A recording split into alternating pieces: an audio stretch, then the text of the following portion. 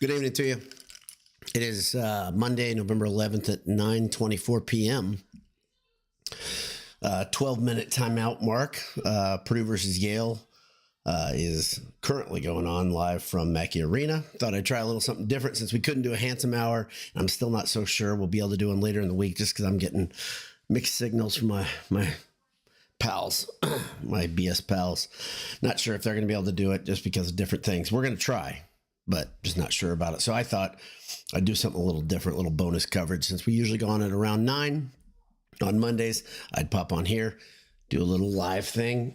You guys have asked for this before. So just update if you're listening to this on delay. CJ Cox is just driven from right to left. Foul count it. I think Purdue is up 9 points, I think. I just saw the score, but my brain no worky.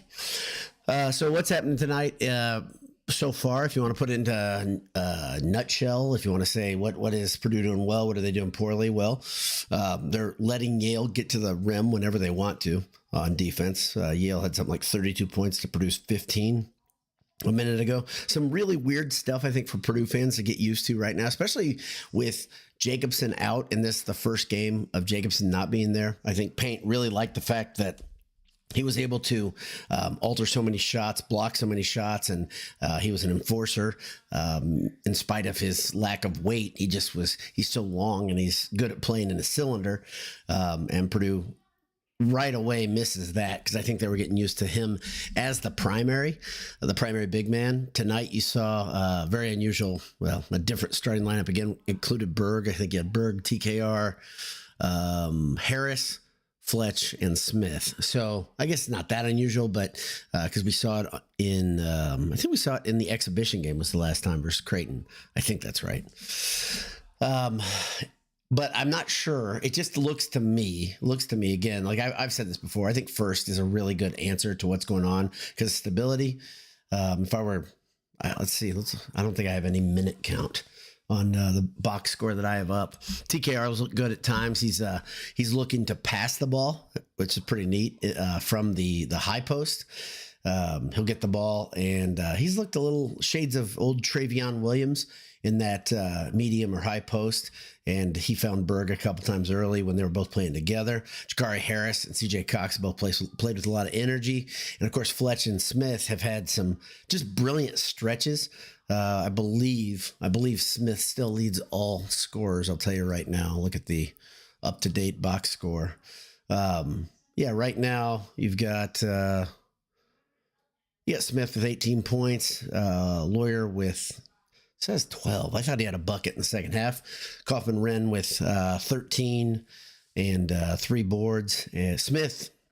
See, this is part of the problem right now. Smith has 8 boards. He's leading all Purdue rebounders, and that just tells you that Purdue's not attacking the glass the way they need to. If you've got Smith, I mean, he's not just leading Purdue rebounders; he's leading them by a lot. 8 boards. Next in line is Kaufman Wren with 3, and that's part of the problem. One thing I really like about this version of this Purdue team, well, we just saw Yale just get another easy bucket again. It's 62-54. Purdue's up on Yale. I'm going to get to your comments here in a second. We're going to do these things a little bit differently and see if up to date. Need to be in verse says cool. Well Ministry says Cox can really penetrate. Yeah, thank you. Yeah, it's true. And it's true and it's funny. TKR gets blocked. They call the foul for him. He'll be going to the free throw line. Purdue this is something that it's kind of a different version of what we thought we'd see. I think every Purdue fan thought there'd be some growing pains this year. I know I did. It's funny. I get tweeted at by a couple regular offenders that tell me things like Purdue's going to lose if they keep doing this. Yeah, they're going to lose some games this year. I think they're going to lose games because they're trying to figure things out. They do not have that, safety blanket. I keep saying that. Without Edey, they don't have that. That's a big thing to overcome, especially for 3 of the starters. They were very used to playing with Edey. and now they're playing without him, and they're playing well. Smith, Lawyer, and TKR they're doing their job. Guys like Heidi, though, I keep saying him specifically, he's not looking for a shot as much. Colvin had played a really, really good first half. He was doing all the little things, picking up rebounds, cut off the passing lanes, I think once or twice for steals. Looks really, really good. Yale on the drive, throws it against, got really deep. Yale player drove. TKR looks like he rolled his ankle. A little bit injured. He rolled his ankle. He is trying to get some up with it from his teammates, but he not only insult to injury, not only rolled his ankle, I think he got called for the foul on the Yale drive. Yale is really taking the teeth of Purdue's defense, which is really interesting. Yeah, he left his feet, so they called a block. He was outside of the circle, but he left his feet. If he holds his ground there, he may get the charge, but instead he gets the foul and he rolls his right ankle. Not much fun there. Ted Berkey says, Boiler up. Offense looks a little herky-jerky at times. Yeah, they do, but they look energetic. That's the thing that I'd say if you're going to take a positive out of this, he shouldn't have left his feet. If he doesn't leave his feet, he will not get that block call. He would have gotten the charge. Zachary Welch says, Boiler up. Love trying something new. Exactly. Why not try this? And I think a couple of you have asked for this. I think you'd probably prefer having 2 or 3 of us talking. Yale hits free throw. Purdue's up by 6, and this is kind of how it's been, where Purdue has allowed Yale to get back into the game 2 or 3 times. They've never really gotten a huge lead. It's flexed out to 12, 13 points, and then it shrinks down to 5. But we've seen a lot from this team this year, if we're being really honest. They're just not consistent yet. And as the lineups get scrambled, Burgess from 3, he hits it. Burgess hits 3 from the slight left side, top of the key. Purdue up 65-56, and just like that, Purdue again is up by 9. This is what this Purdue team seems to do. Let's see. Ryan Michael Anthony Harrington says, this is so early. Love it. Yeah, this is early. This is not really a post game. I'd call this a live look in or a live cast. Got to work with my names. Man, Burgess just got rebounded. An easy put in by Yale. They are doing it over and over. They're really picking on Purdue's youth, whether it's Berg, because he's trying not to foul when he's in, or it's Burgess just kind of getting spun around on that play. He had his back to the offensive player. Yale is really, really going after Purdue's middle, which is so weird to see. So weird to see again. Lawyer on a drive, puts it up, misses this one. Yale gets a rebound. They slow it down. John Harrell's here. I missed the British commentary for last game. Well, cheerio. Good to see you, John. Go have some fish and chips. Jump on the lorry. I don't know what I'm doing. You know that, John. But you did that. You threw that bait in the water just so I do it. Boilerman is here for the extra credit. Good. Glad you're here. Yale from 3 missed. Heidi gets a rebound. He's been cleaning the glass a little bit when he's in, but need more from Heidi, if we're going to be real honest. Cox puts the Yale guy on skates. Top of the key jumper. Bang. 2-pointer. Purdue is now up 9 again. Paint crew, I cannot hear them if they're chanting any things that are not approved by administration types. Lawyer on a foul left side on Yale. Looks like they'll get 2 shots.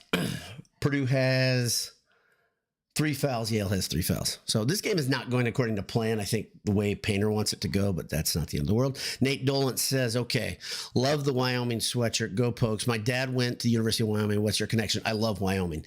I don't know if you guys have heard this before. I went to Wyoming with my family, not just by myself. We drove out to Wyoming, Yale for 2. We drove out 67-60, Purdue up 7. We drove out to Wyoming during COVID. I don't know if I was officially clinically depressed, but I was not happy with life. That's not Smith from the top of the key, misses. Heidi, big rebound, back out to Smith. Smith drives the left side into the corner, Heidi, and they reset it. Cox swings it over to Colvin to Berg. Sorry, I thought they were going to get a quick bucket there. Berg got fouled. Stupid foul by Yale. Berg had the ball in his hands about 22 feet from the basket. Yale decided this is the time to reach in. So I went to Wyoming during COVID with my family. We went out to the parks. We drove 4-wheelers and side-by-sides. We rode horses. We went to a rodeo on 4th of July. It was fantastic. I fell in love with the place, and so I have the sweatshirt. I think I have this one. Yeah, I put the state flag embroidered on the sleeve. I added that. Heidi from 3. That's what we're talking about. Heidi from 3. 70-60. Purdue extends the lead to double digits. How about that? So I love Wyoming. Had a great time there. Had a great 10 days there with some good friends of ours. Sometimes their daughters will stop by here in the quick cast. Fun to see them when they pop up. I think they've become Purdue fans just because our family, but I love Wyoming, and I get made fun of by Jay often when I wear this Wyoming shirt. Yale on the drive called for a travel. Paint crew's going nuts. I can almost hear them, even though the game's on mute here. But anyway, so that's my connection to Wyoming, and that's awesome. I think it is a great place. Literally God's country. Big sky is amazing. If I could live anywhere but Indiana, probably be my first choice would be Wyoming or Montana. That's it. I think that's a big sidebar, isn't it?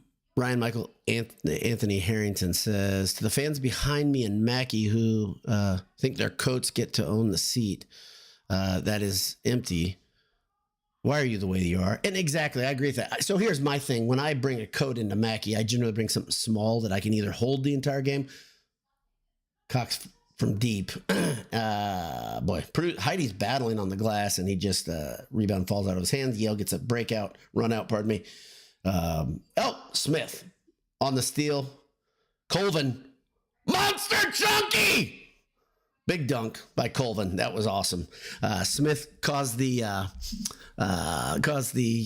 breakout after some garbage basketball balls just got going all over. Loose balls. Purdue got scrappy, got a little dirty with it.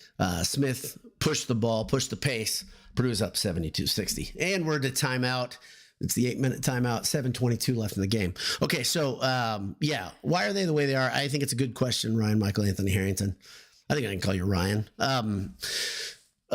They make me nuts, fans like that. I either wear a sweatshirt, a light jacket that I can hold, something, like a packable jacket. Even if it's really cold, I'll try to do that. This time of year, come on, don't do that with your jackets, fellow Boilermakers. Make Ryan's experience a little bit better when he's at Mackey. It's ridiculous. Matt Hostetler says, I wonder if Babinski was behind the email of the paint crew. Chants like that highlight the incompetence. I think it sounded like an email from administration to me. It sounded like something that was pushed onto the paint crew, but they gladly obliged. I think it sucks. So, and I was pretty clear about that during my quick cast earlier in the day, the pregame quick cast. The zippy sweeper, by the way, looks incredible. If you're watching on TV, I'm just kidding. It kind of looks like a UFO, the one, the triangle UFO, but it instead of flying through the sky, it picks up all your stuff from the floor. Even better, there's some seeds. Zippy has no problem with that. John Younger says, this just in, a team without a national player of the year might lose a few games. Who knew? Exactly. John and I are on the same page. We both think that Purdue might lose some games. I think that's the right thing. Tonight, by the way, in case you're wondering, I'm drinking Sweet Mash Rye from Hard Truth. It's decent. It's decent. That's a decent rye. And I didn't go for the top shelf one, which is like $78. I went down for like the $39 bottle. Good stuff. Ray Strykalski says, need much more out of Heidi. Completely agree, Ray. Yeah, I completely agree, Ray. So, Ray, I'm not sure if you're the same Ray that I think you're. I don't even know your name. I think it is. Is that Boiler Butter? Is that the same? I've never learned your last name, if that's the case. And if that's the case, let me know down here. And I literally, in my phone, because I have Ray's number, if it's the same Ray, I do not have a last name. So now I can make a note of it. That would make so much sense, by the way, Ray, if that's you. So you can tell me. John Hawk says, boiler up. Ray says, there you go. Ryan Michael Anthony Harrington says, Painter is coaching harder in 3 games this season than he did most of last year. Last season, he would just sit back there and relax in the scores table. He let the seniors, and specifically Edie, kind of handle their business. Oh, Purdue's bench doing well, 16 points in the second half. They're the big story. Obviously, right now, if Purdue could tighten up the defense in the lane, it'd go a long way. Purdue is absolutely going to get smoked by a really good team in the lane this year. Look at that. Rosie's in the crowd with his wife and daughter. Pretty awesome. That family has more athleticism in half of one person than my family has, and all 4 of us combined. No offense to anybody in my family. LBD was a decent athlete. My daughter's a decent athlete. I am a decent athlete. My wife She was a runner. She's not very coordinated, but everybody tries real hard. We're all tryhards. Sorry to everybody if I offended right there. Ryan Michael Anthony Harrington said, okay, I said that. Need to be in verse says it was Heidi for 3. Yeah, that's what I said. I think I said that, didn't I? Yeah, I think I said that. I'm ahead of you, Ted Berkey. Smith, good stats there from John Hawks. 18 points, 8 boards. We're not going to timeout, are we again? Are we? Yeah, went to timeout again. 7:06 left. Don't understand that. Talk to you guys a little bit, Zachary Welch, about the team's mentality, ability to play against well-coached, less talented teams, which is what we will play a lot of this year. They're going to play a lot of really talented teams too. I don't know what the Rutgers score is right now. They were playing St. Peter's, which we all have flashbacks and night sweats when you talk about St. Peter's, but St. Peter's was kind of giving them business, and that's a really talented, really young Rutgers team, right? They got Harper's little brother, very, very good. 2 blue chips on that team. The interesting thing, I still don't understand why those 2 guys decided to go to Rutgers. Obviously, Harper has the family tie-in, but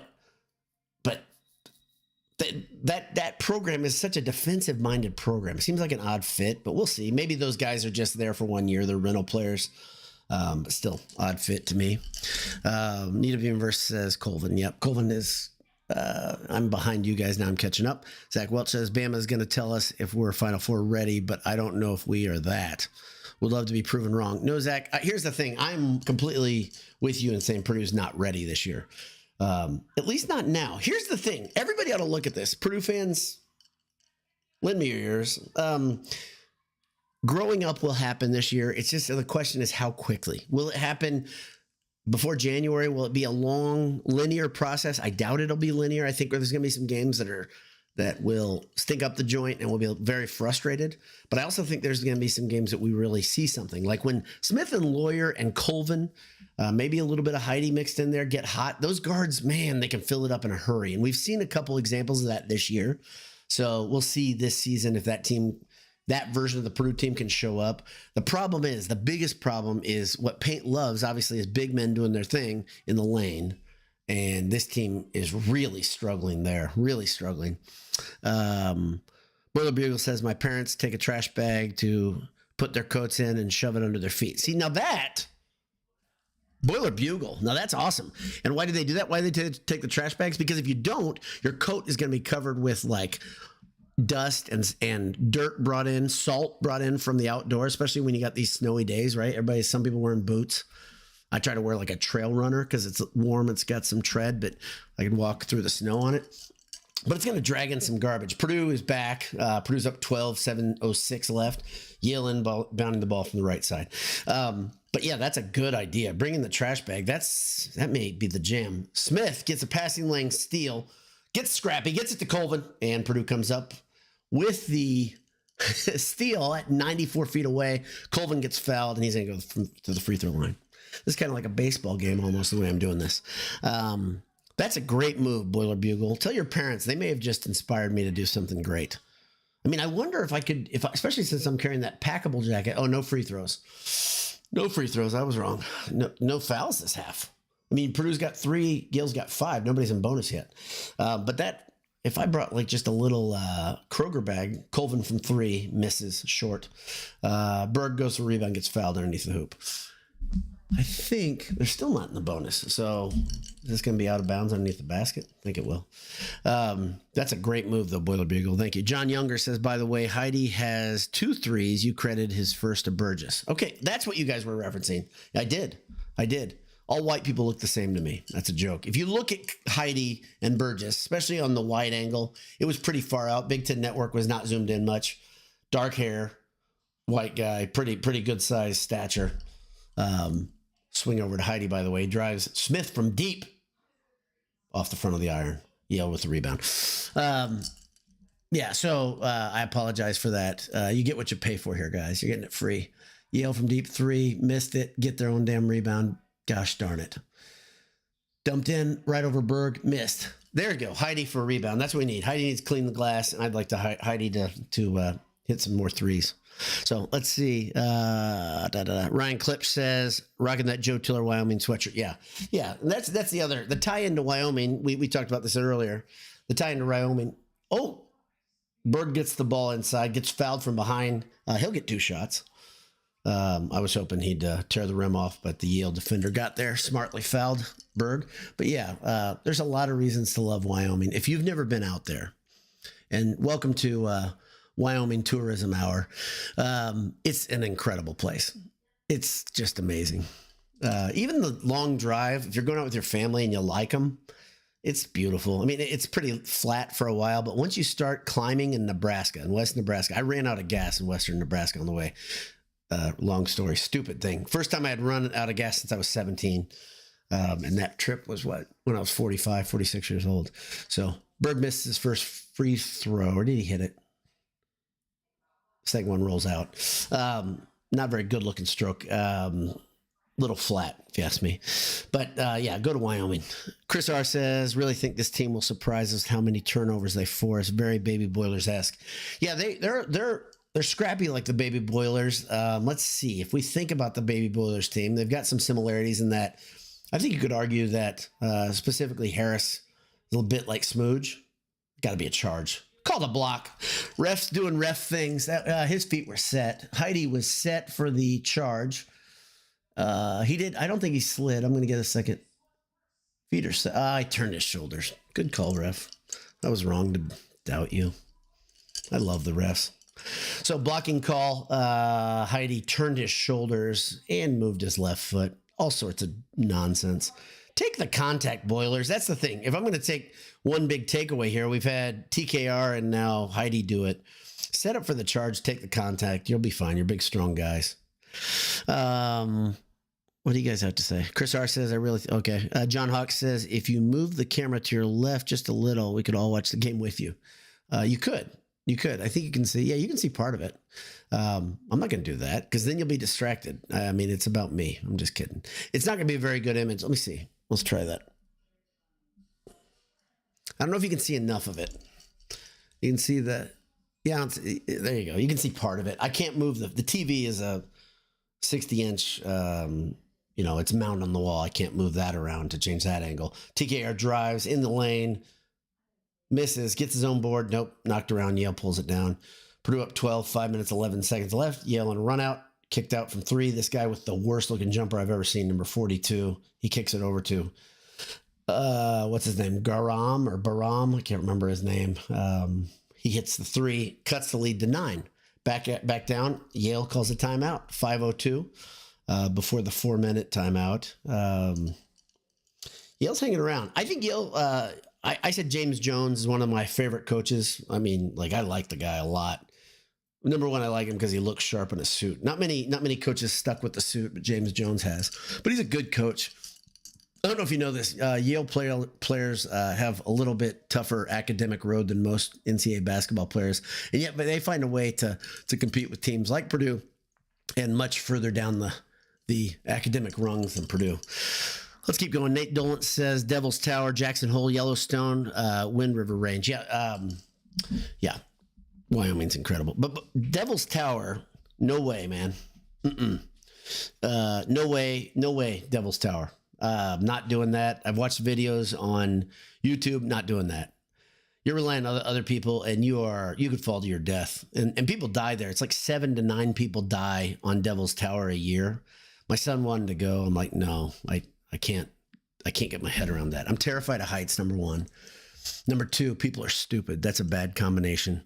Ryan Klipp says Jackson Hole is awesome. Can't agree more. Jackson Hole is amazing. Jenny Lake in what's the next door park? Incredible. There's not a place where you go where you don't see something amazing. We saw buffalo. We saw elk. We saw TKR was fouled in the lane. Yeah, we saw moose. We saw incredible vistas, waterfalls, canyons, amazing geological things happening all over Yellowstone. It's it's a miracle. That whole area is incredible.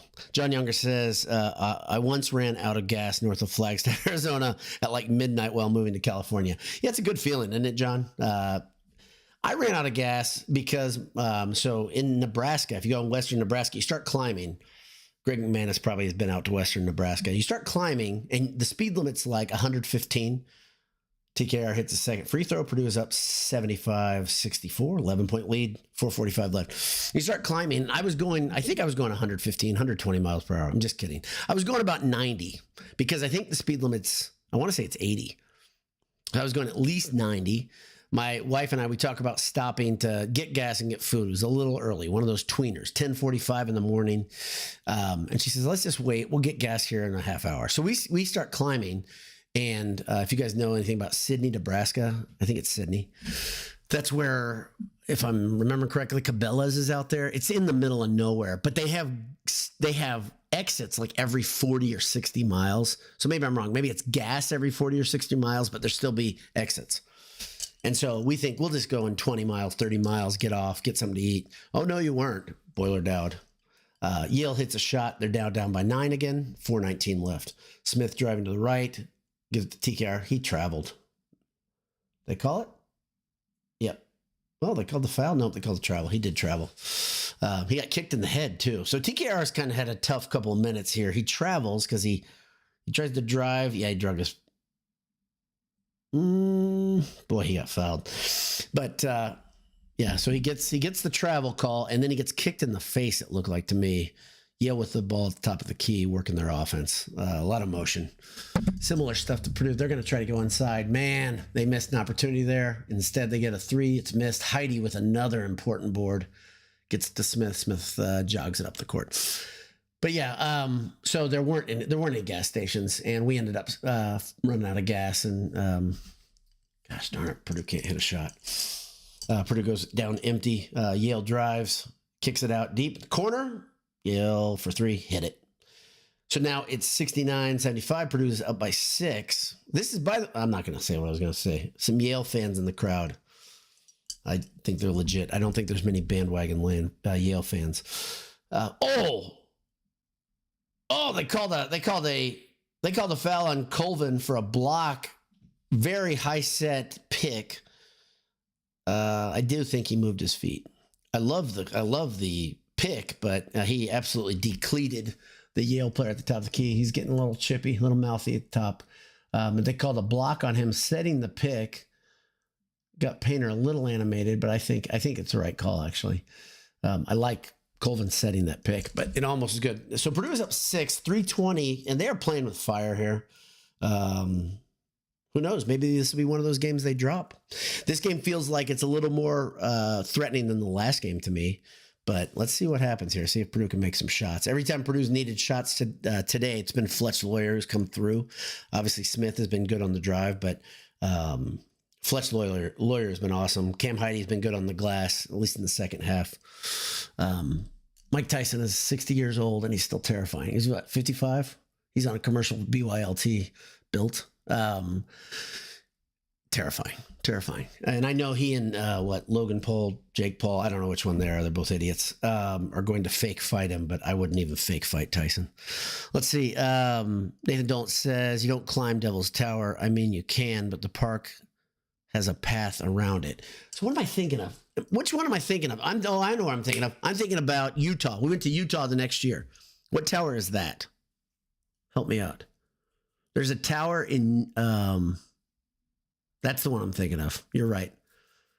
And I won't do any of that. I won't do anything at height, honestly, that I don't have to, because 5'4" is plenty tall for me. Boilers 012 says, would love for Smith to be more selfish at times. I agree. And I think that would be really good for Purdue. Ryan Clip says, probably already mentioned, but what's your beverage of choice tonight? Yeah, so I'm drinking a sweet mash rye by Hard Truth. And they have a couple sweet mash ryes. This is one that's like $39 at not Vine and Table. It's the one that's closed. It's the big super liquor store. Best selection in Central Indiana. You guys probably tell me what it is. Probably mentioned. Okay, what's this say? 58. Angels Landing and Zion. Thank you, Nolan. Thank you. Angels Landing. That's the one. Angels Landing. See, Devil's Tower, Angels Landing. My brain did some things with that. Angels Landing, hell no. That's the one. That's the one that people die at. Seriously, 7 to 9 people die a year. I can't believe. Well, I love the fact that they allow people to climb it. I really do. But it's wild to me. Okay, so that was a bad call.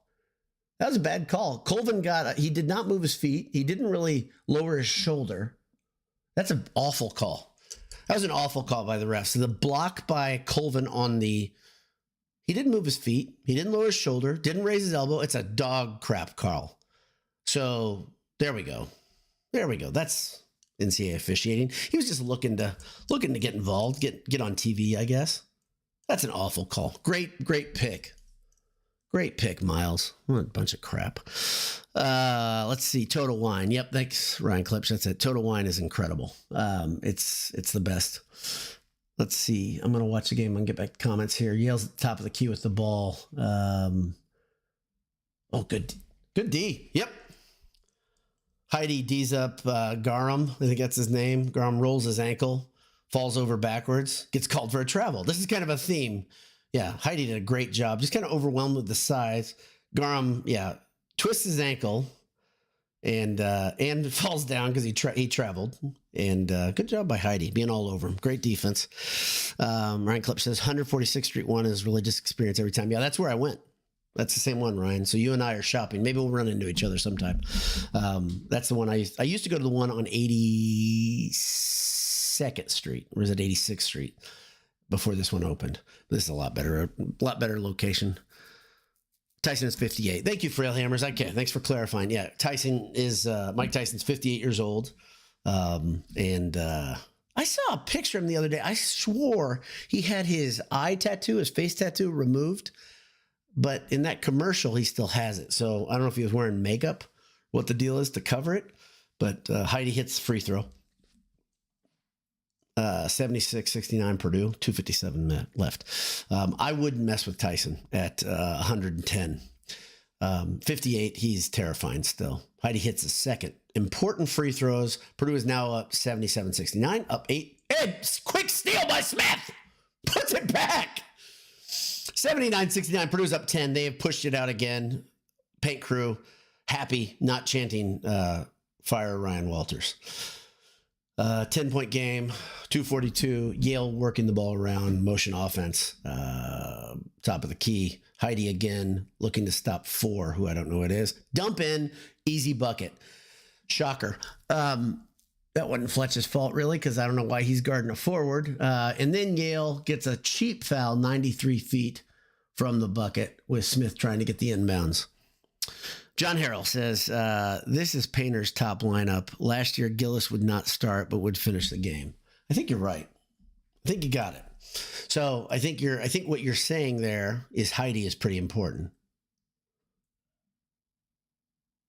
Yeah, okay, they're showing that Heidi play again. Smith hits first free throw. Purdue is up 80-71, 2:26 left. I agree. I think Paint trusts Heidi. If you watch Heidi, so there's one thing I think all Purdue fans want to see him do more. Smith hits a second free throw. All Purdue fans want to see Heidi do more on offense, but he does all the little stuff, though. If you're watching, he's crashing the glass. He's playing really good defense. He's guarding a variety of players, from power forwards to point guards.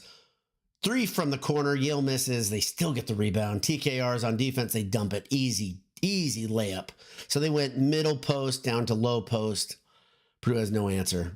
Purdue inbounds it quickly. Smith is up across court. Purdue's up 8 with just under 2 minutes left.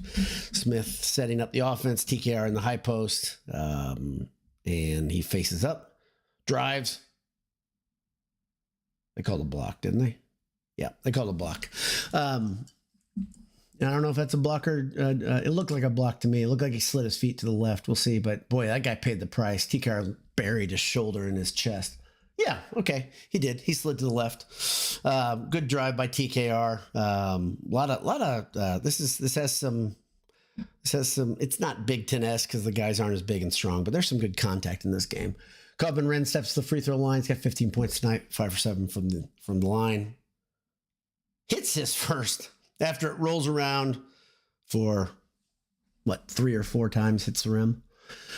Another important free throw. Purdue hitting their free throws down the stretch. Purdue is up 9 with 1:50 left. They can extend that to 10. They'll be in pretty good shape. I think Yale scoring 10 in 1:50 without getting an answer from Purdue is tough, and they do. 10-point lead again, 1:50 left. Yale hurries the ball up the court. Garam does it this time. They start to run their offense. Let's see. Better defensive set. Purdue doesn't have any weird switches. It looks like they got the right guys on the right guys. Blocked out of bounds by TKR off the leg or off the hand of the Yale player who is in disbelief. Polakaitis. Yeah. So it's Purdue ball with 1:32 left after great D by TKR. TKR sliding his feet, perfect fundamentals, reaches in. That's a bad call. Purdue got away with one because it looks like it should be Yale ball. It doesn't look like, yeah, they're reviewing it. Okay, that'll be Yale ball, I think, after the review. But who the hell knows? Reviews in college sports and pro sports in general are really not good for anything. So let's check some of your comments here. Frail Hammer says, I'm liking the lineup, not sure how it'll compete in league play. It's going to be fine as the season progresses. But the big thing right now is this team needs to figure out some things underneath in a hurry. Ryan Klipp says, I've really liked Heidi's action tonight on both sides of the ball. He was a little timid in the preseason against Northern Kentucky. He's been timid on offense when looking for his shot. I agree, but maybe this will come to him. I can't figure it out, but I think they're going to say Yale ball. I think they pointed Yale ball. I think it's the right call too. I think that's what they're saying after the review. Yeah, that's Yale ball. There's no. Ryan Clips continues. Cox as a secondary ball handler is going to be fun all year. He's fearless. Yeah, he's fearless. High energy. It's Yale ball in the baseline corner, and Smith is guarding the inbounder. Yeah, I agree. Let's see. Long bounce pass right into the blocks. Went right over Heidi. Heidi fouls him. So 42, the guy with the ugliest jumper I've ever seen, makes the shot. Heidi fouls him, cuts the lead. Boy, that was soft. Barely a foul. They're going to call that, I guess. But yeah, 75-83. So it's an 8-point lead for Purdue. Yale shooter hits it. Yep, it's the free throw. It's cut down to 7. Tom Parker says, I like this lineup with Heidi and Colvin. I do too. I like the mentality of this lineup too. Adam P says, Colvin better on D this year. He's leagues better on defense, and he's better at everything. Cox checks into the game for Colvin, though. So Painter still trusts, he trusts Cox on defense more. On offense more. Pardon me. That's weird. Sorry. Offense, defense substitution. Colvin comes out of the game. That's a weird move. It's a weird move. Kicked ball. Purdue will try to inbound it again. Get a fresh 5. They're on the opposite baseline right now. You're probably watching, but if you're not, there's going to be a little bit of dead air here probably at the minute. Oh, we've got stoppage. Yeah, they're talking about the shot clock, I think. Because a kickball, they reset the shot clock. I think is what they're doing. Oh, boy. All right. Frail Hammer says, yeah. The Cox jokes are pretty simple. And I've said a couple of them, but not all the time. Smith trapped in the corner, gets the ball out to Cox, who is fouled. I think that's Mabang fouls him from Yale. He cannot believe it. It was a foul. That's a reach in. Looks like a reach in to me. Sorry. But fouled on the other side of the court, and he fouled out. Bez Mabang is out with 12 points. It's a fun name. Besma Bang. John Harrell says Cox and Braden should be able to break a press. Yes, they should. Yeah, that was a foul. It wasn't. That was a foul. It's the right call. So refs did something right. Good for them. That's a big foul out for Yale. Mabang has been good all day, doing the little things. Yale was fighting. I think James Jones challenged them to play more like he expects them to after losing to UIC last game, and Cox misses the first back iron, bad shot, not even close. Purdue's up 7, minute 26 left. I agree, John. Those guards should be able to handle the press easy. Lawyer comes out on an offense defense switch. And wow, wild. Colvin comes in on defense now. So it tells you how far he's come. So Colvin is now the defensive move, and you've got Cox pressuring the ball at about, well, now at half court. That's pretty amazing. Colvin is now leaned on for defense at this point in an offense defense.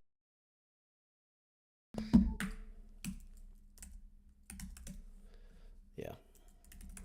Missed shot by Yale. Foul on Heidi. Great. Let's see. Let me know. Hey, sound off with me. Let me know if I'm still going. It looks like I'm good. YouTube streaming is not the best service in the world. Is Colvin the new Gillis?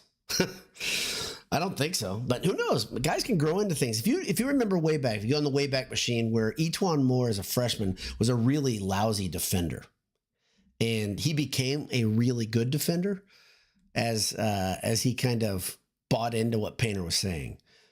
So now Colvin comes out to get ready for offense as Yale shoots free throw. Boy, it's wild. It's crazy. That is really crazy. Maybe Painter's teaching him something. Missed free throw. Cox gets the rebound. Fouled at about 91 feet away from the other basket by 10. I can't read his last name. So Purdue's up 8 points, minute 5 left. It looks like Yale's going to foul. They're going to try to put pressure on Cox since he missed the last free throw. Purdue's 17-22 for free throw line. Not bad. Not bad. And Yale is 10-19. Not very good. Not good at all, actually. Yeah, Tom Park said that is trust. Good. Thank you, Matt, for saying it's loud and clear. There we go. Cox hits the free throw. This one looks much better than the last miss. Colvin coming in on defense. Fletch going out for the offense defensive switches. This is wild. If you would have told me that a year ago, I think I would have been like, nah, not yet, dog. Cox hits the second free throw, pushes Purdue out to 10-point lead with a minute left, and Garam comes up the court, gets it past half court with little resistance from Cox. And looks like Yale's kind of running a slower offensive set. They're not really attacking. Deep three, though, and it's hit. 79-86, 51 seconds left. Purdue will inbound the ball, and no chance to make the switch. Who calls the timeout? Purdue calls a timeout. Let's see if Colvin comes out, because this is an offensive set. It's a weird thing to see this. Let's see. John Hawk says, hammer down. Your boy Max G says, man, Heidi needs to reevaluate. Heidi's had a couple plays down the stretch, I'd say, on defense that weren't what I expect, but yeah, I've liked Heidi down the stretch here. Other than those, he had one foul that was really questionable. Next up, classic Big Ten battle: UCLA versus Boston.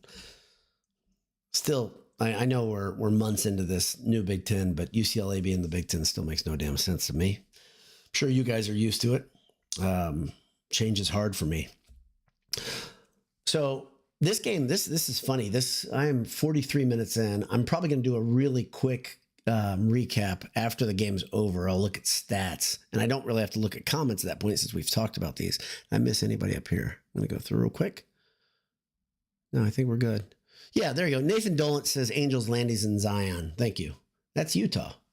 So yeah, Zion is yeah, I'm not going on Angels Landing. Inbounded right away. Cox in the corner, gets double teamed, and he turns the ball over, but Fletch picks up a loose one. He is surrounded by Yale players who foul him. That's going to be a poor move. You don't want to foul Fletch. I think Fletch and Cox are going to make him pay and hopefully put this thing away. I typically don't look at spreads because I don't gamble, but I don't know what the spread on this. I assume it was a lot more than 10. I bet Purdue was favored by 15, 13. Somebody who's a degenerate, you can tell me, I bet. Yeah, Chris R says Big Ten from sea to shining sea. It's so dumb. It's so silly. This whole era is silly. Fletch hits the first free throw. Money. Purdue is now up 87-79. They're up 8. 46 seconds left. Adam P says this Yale team is scrappy. They'd made a couple shots. It would have been a nail biter. Fletch hits the second. Now it's 88-79. Purdue up 9 with 46 seconds. And Colvin, of course, coming down. Mr. Defense coming into the game on an offense-defense switch. Jeremiah Big Red Easterbrook says 13.5. Okay, so there you go. 13.5 point spread, and Purdue is up by 9. Yale taking a lot of time off the clock. Another deep three. He hit it again. Son of a bitch. Sorry. Purdue's up 6, 32 seconds. That 4 keeps hitting shots. I don't know. Yeah, Polakaitis. Good shooter. He had TKR was right in his face. He's a lefty. Nice look. It's his second 3 in a row. So do you call this a nail biter? They're up by 6 now with 40 seconds left.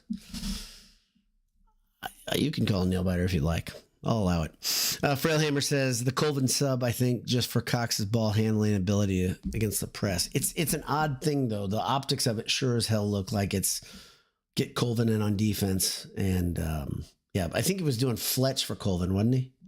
I think he was.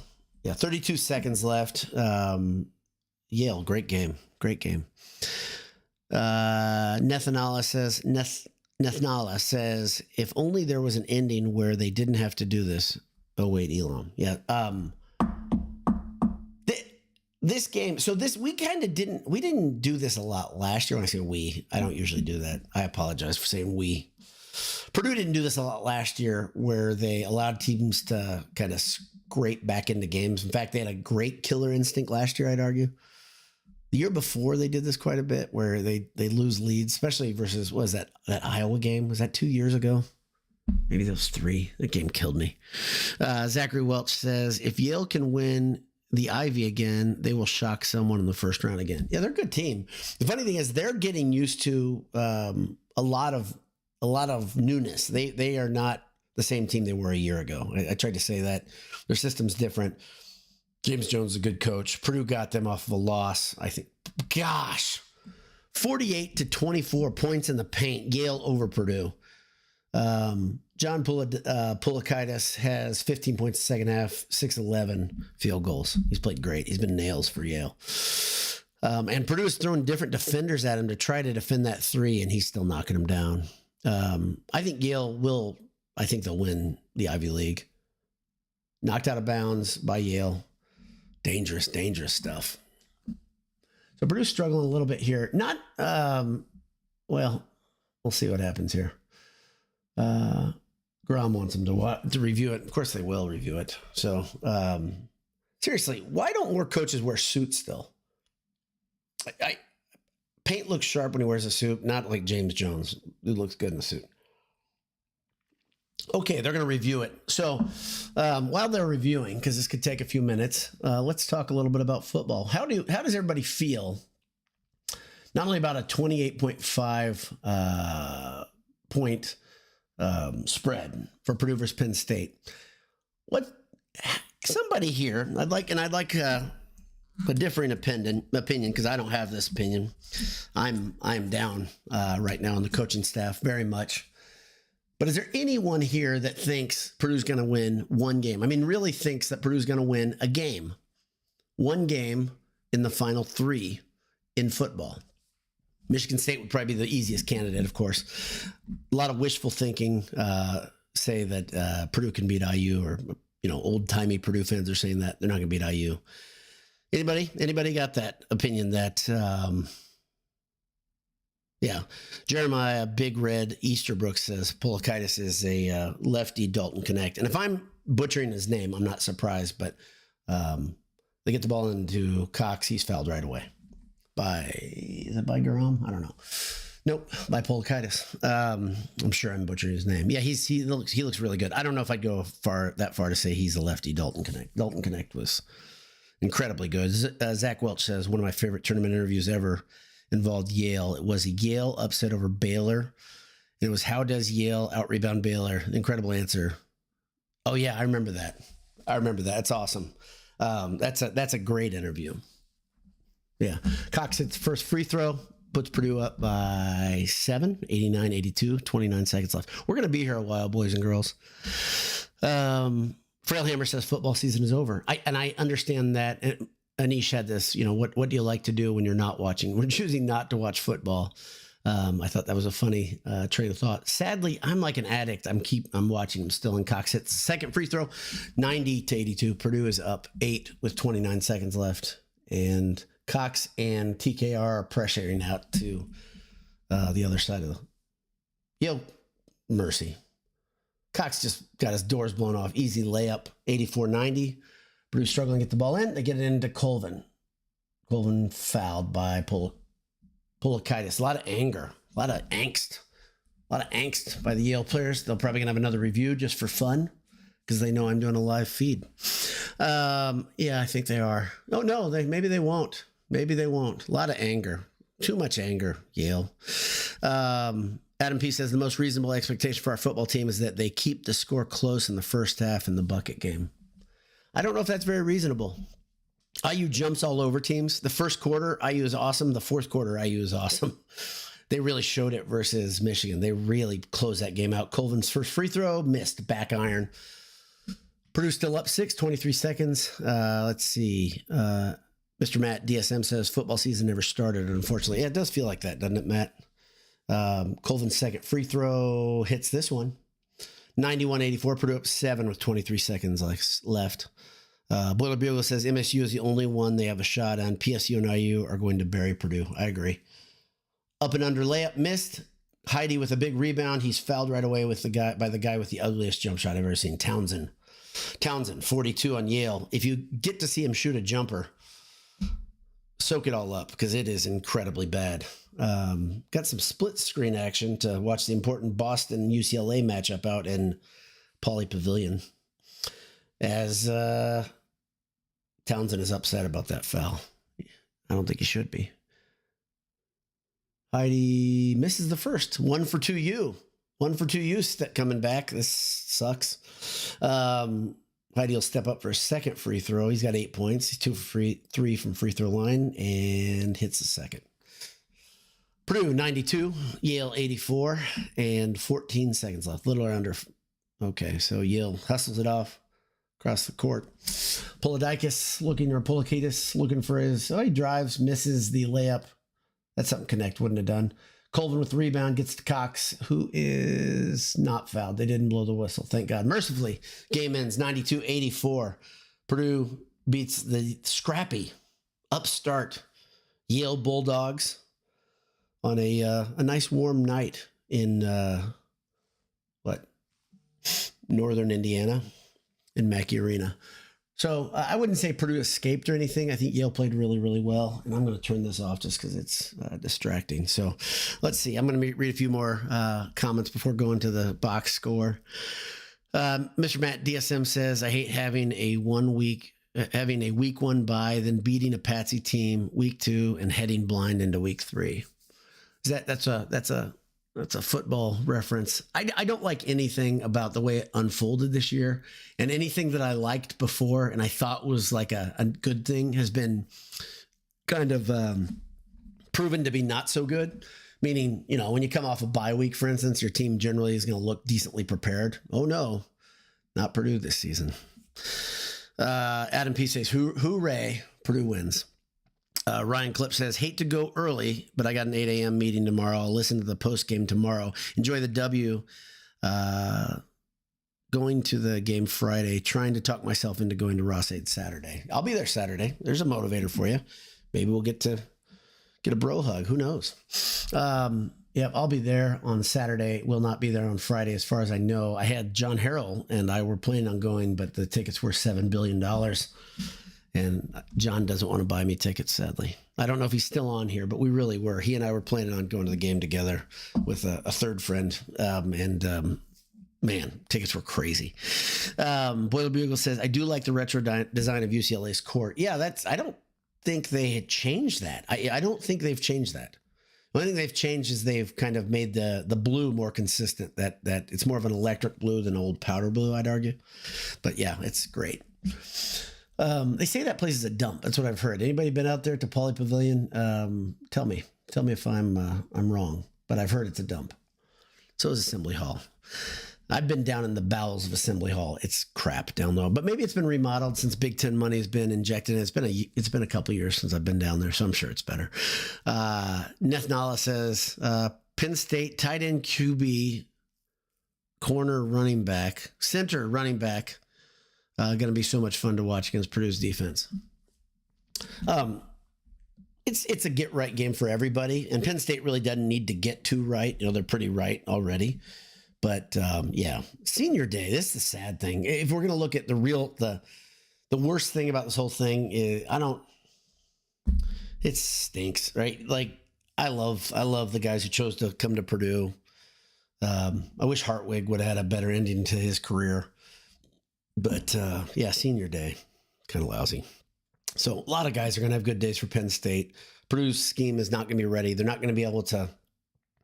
The same problems happen over and over. Jay had such a good point, and Anish talked about this. The inability for Purdue's offense to call quick plays and get the ball out of Card's hands quickly is really infuriating because you're causing him to go through his reads, to wait in the pocket, go through his reads when the line can't hold their blocks long enough. The system is not right. It's not right for the talent. By the way, great to see Rigby playing as well as he has. He had a great catch on Saturday. I didn't get a chance. His mom used to stop by and say hi early in the season. Don't know if she's watching this, listening to this on delay. Let me check the box score real quickly before I get back to your comments.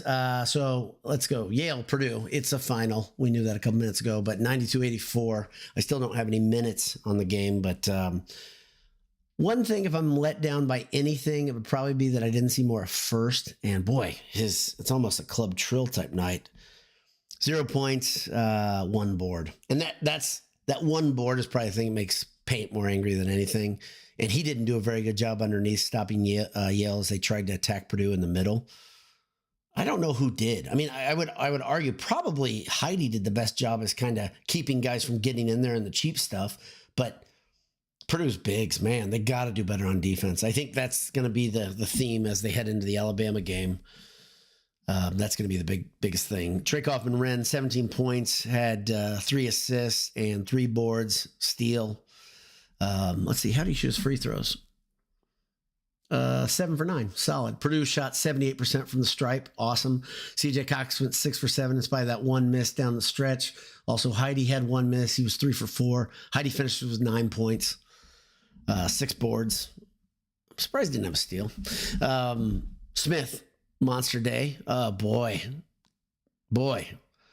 He's again, he flirted with a double-double, and the triple-double was there, kind of fluttering its eyelashes at him. 22 points, 9 boards, 6 assists. Lawyer, 14 points, 3 assists. Let's see, what was he? From deep, 2 for 2. Smith, 4 for 8 from deep. Heidi 2 for 3, and Colvin 2 for 4. Colvin finished with 9 points and 5 boards. 1 steal. Defensive specialist, Miles Colvin. CJ Cox, like I think I said, 12 points, 2 assists, 2 boards, and I'm missing 1. Harris just 5 points, 2 boards. So good night to get the W, but tough night, I think, for many Purdue fans just to see Purdue struggle, not put the space in there. Purdue fans on Twitter early in the game were talking about the ugliness of the game, the type of game that was being played. This is one of those games to me that I think I see some glimmers of hope that I really like. I just don't know if everything gets where it should this year. Once again, Purdue's pace is awesome. I love seeing the fact that Purdue moves so quick up and down the court. Missing bunnies is still a problem. Not guarding anybody in the lane is a massive problem. Do you think Alabama will exploit that if Purdue doesn't have anything to scheme against that? We will see. Alabama can expose a lot. So very, very good test for tight end quarterback. Oh, okay. You were saying that's one guy. Sorry, Nathnala. Handel Jones, how are you? Slump buster are you this year? And it sucks. That's a reference to Purdue's football team. Handel and I exchange comments and sadness and about Purdue football. We've been doing it all fall, so we're doing it again. Tom Headington says, whose house? Our house. our house. Boilermaker63 says this team is going to be exciting, but laughably frustrating at times. I'm here for it, and so am I. And I hope Purdue fans, again, let's all enjoy the ride. This is a process year. This is a process year. Next year, is the year we should be kind of pointing towards big picture type stuff. And I think there's a lot of stuff to look forward to. Adam P says, honest thoughts of tonight's team versus Alabama. My honest thought is Alabama's going to beat Purdue by double digits. I think Alabama's really good. I know Alabama struggled on, what was it, Friday night that we were last talking to each other. I think Alabama will beat Purdue by double digits, even at Mackey.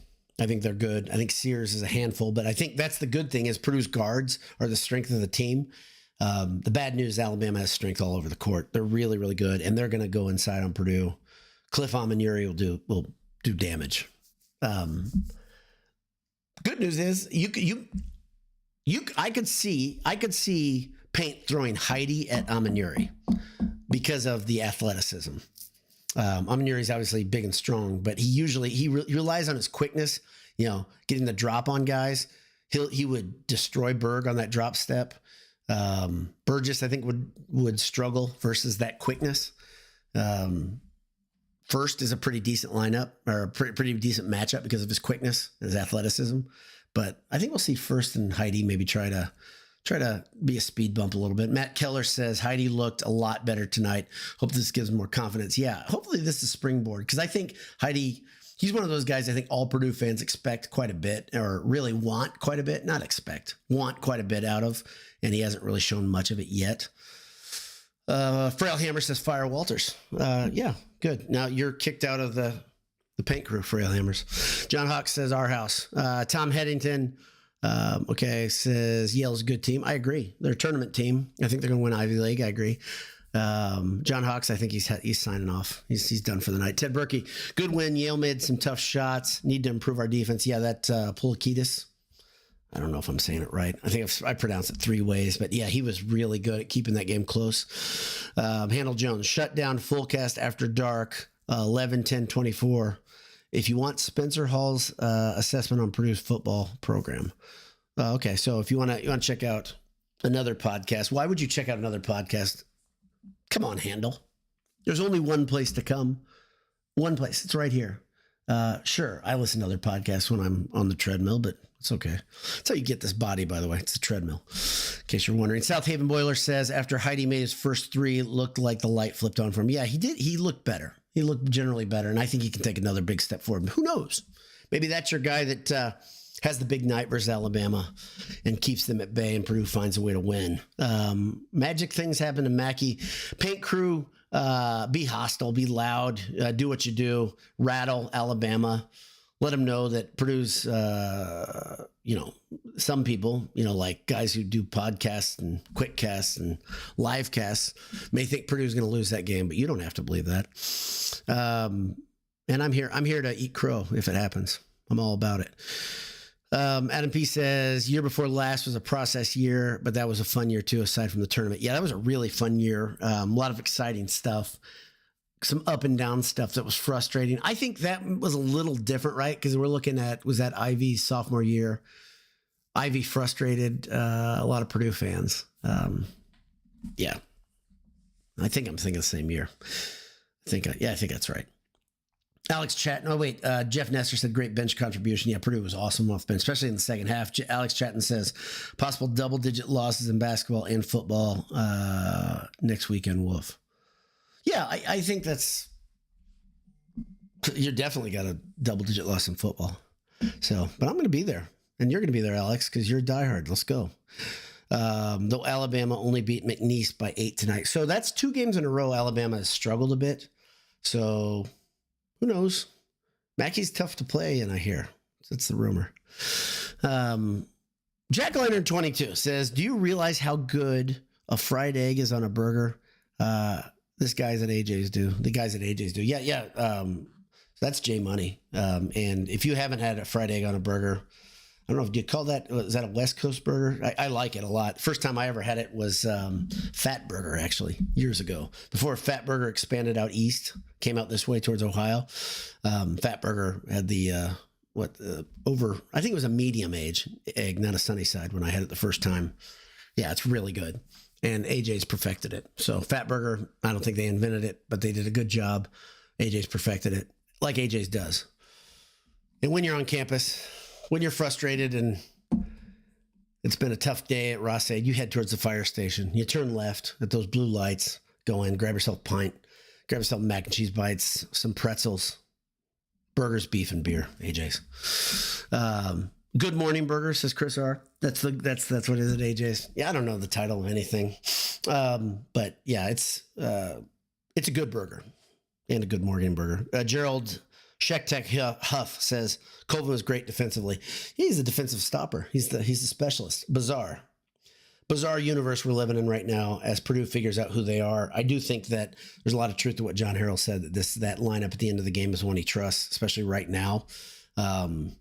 Yeah, I really, so if I'm gonna say my big picture view, I need to see more out of First, especially.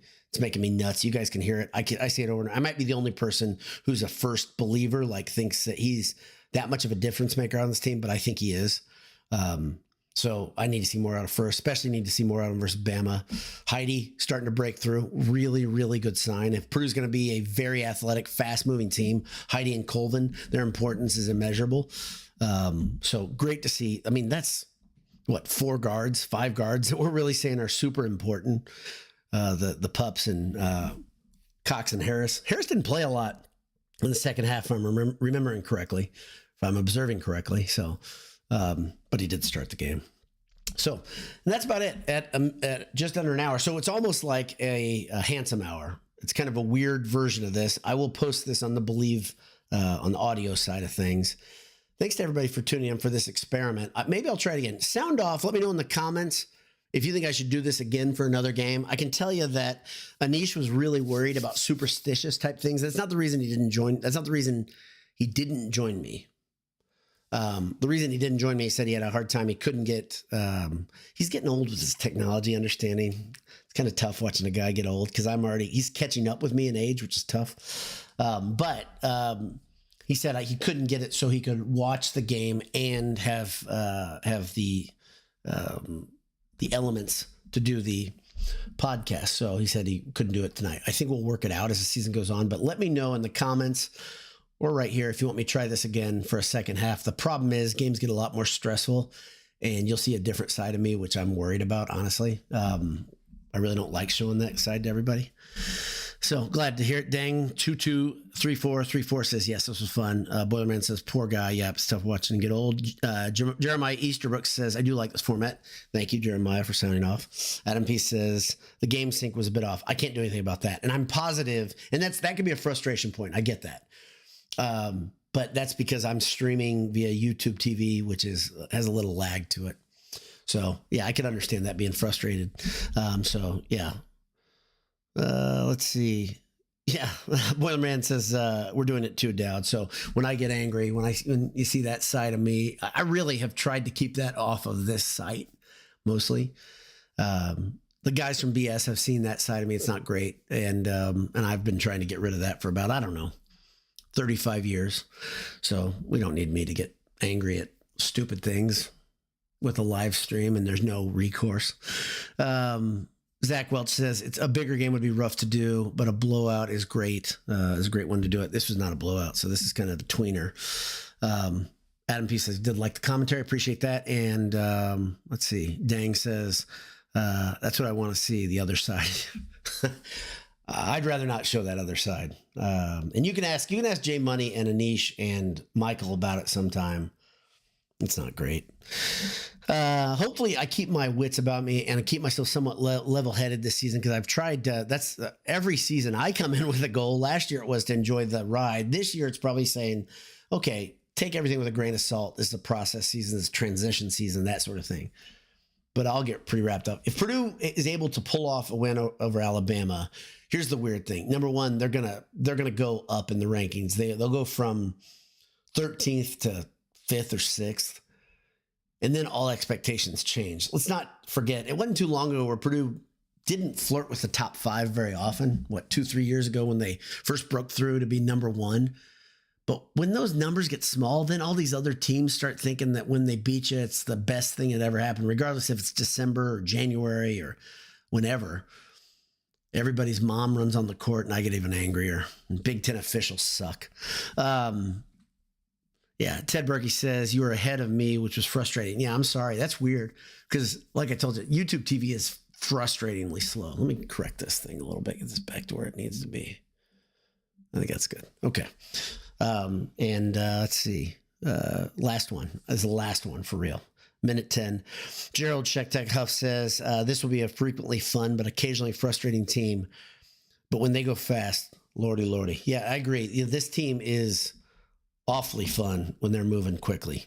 And when Smith and Lawyer get hot, you can throw in Colvin there and you can throw in Heidi. Holy moly.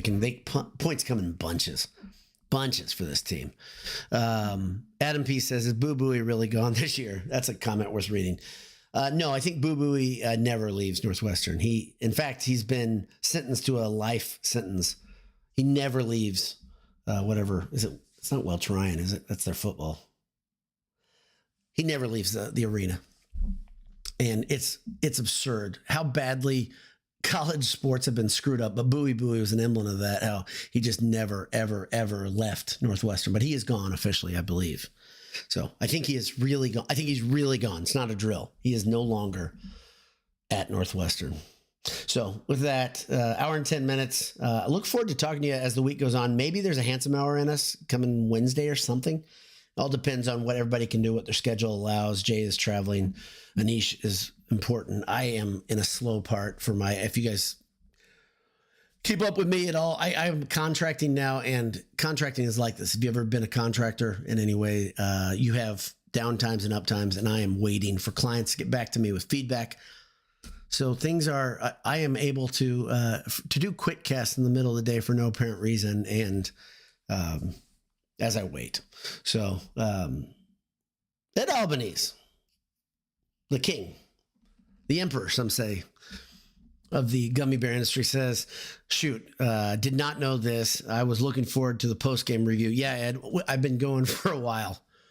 Hour and 12 minutes I've been on, and I decided to do something a little different. So if you want to come by and listen, it'd probably be unusual to listen to, but I did and I'll try to set up the commercial break we have to put commercials in our audio. I'll try to set it up where the end of the game comes. So there's kind of a marker there, but this would be kind of weird to listen to after. Adam P says, thanks to everyone tonight for your comments. Makes the world a better place. That's one thing I love about Twitter. To tell you the truth, my favorite thing about Twitter is watching a Purdue game when things are going well, because it feels like we're all hanging out together. Maybe you're sipping a bourbon or your favorite beverage. If you don't like to drink alcohol, awesome. But we're enjoying ourselves. When things go bad, though, Twitter is not fun, because people start backbiting and getting after each other, and I hate it. I really hate it. And then I just start getting silent. I withdraw from it to not get too frustrated with people or to say anything that I regret. I try to. But I like it when we're all interacting. I love this part. I love the interaction. This was fun. I agree. Brother Ted says, after watching the first non-Edey, non-Jacobson game in the last 3 years, I feel like I know nothing more about who should play the 5. I tend to agree. I don't think we learned much. I don't mean to, I love Berg, but I don't think he's ready for what Alabama's going to throw at us, that athleticism. I don't think he's the guy. I know he started today, but I'm with you on that sentiment. J. Gordon says, Boo is a New York Knick, and is the oldest guy on that team, I think. Yeah. That's funny. Last night, Pacers looked good versus the Knicks. You had, Mathurin, he had 38 points, so that was good to see. I'm not a big NBA guy, as you know, but that was good to see. Adam P says, I think we set a record with this game. 3 games in and no one with a fire painter coming. That's awesome. Isn't it great that he's built that much grace with some of the fans? Hopefully we don't hear even a whisper of that this year, but people are pretty stupid. That's what you'll find, Adam. They'll let you down. But not you. You guys have been great, and appreciated spending some time with you. A little over an hour. One way or another, I'll have more content for you this week. Definitely Friday, Saturday, if I do a post game, it's going to be very, very late because I'll be in God's country for the Penn State game. And maybe I'll see you there. Until I talk to you later, thanks to everybody for being here. Thanks for being along for the experiment. Like I said, sound off in the comments if you want me to give this another try.